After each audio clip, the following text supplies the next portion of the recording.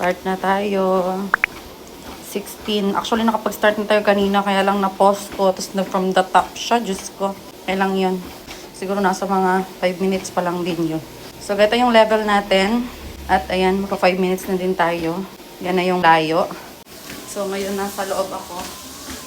Kasi anong oras na, late na ako nakapag-start dahil na-birthday pa ako. Pero okay, mag-alala. Wala akong kinain masyado doon, prutas lang.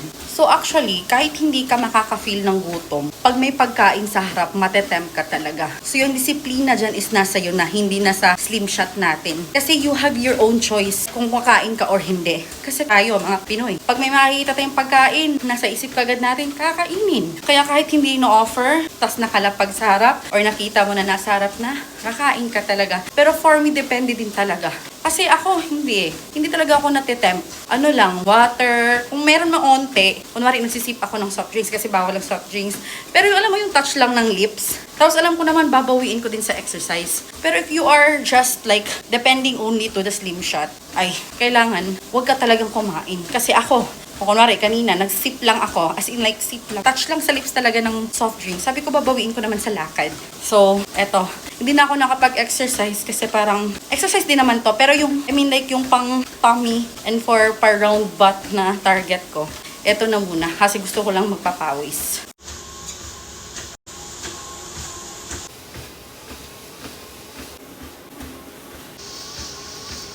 Bakit pala sa paa? So, mas fast yung speed ko ngayon. Naka 30 minutes and 32 up na ako. Yan na yung layo ng lakad ko. So, pag fast siya, syempre, mas ano din. At saka mas na-burn ko. Tama ba? Na-burn? Pero sakto lang yung pawis ko kasi naka-aircon tayo dito sa loob. Hindi katulad kahapon. Pero kahapon kasi nag-start ako ng speed ng 1. Tapos katagalan, nababagalan ako hanggang sa naging 2, 2.5, hanggang sa naging 3. So, ngayon, mas pabor ako sa 3. So, kaya, mas malaki yung nalakad. Mas malaki. Mas ano, mas basta.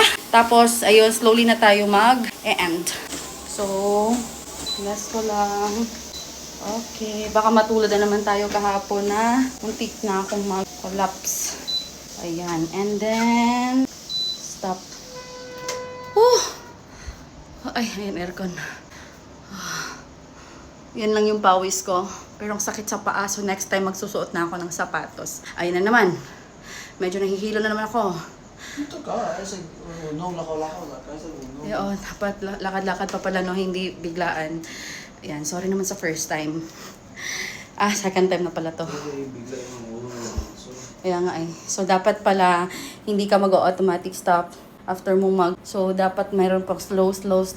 Patulad lang din nag-run. Patulad lang nagpa-run. Alam nga naman from bilis na takbo to biglang stop. So, hindi naman siya pwede.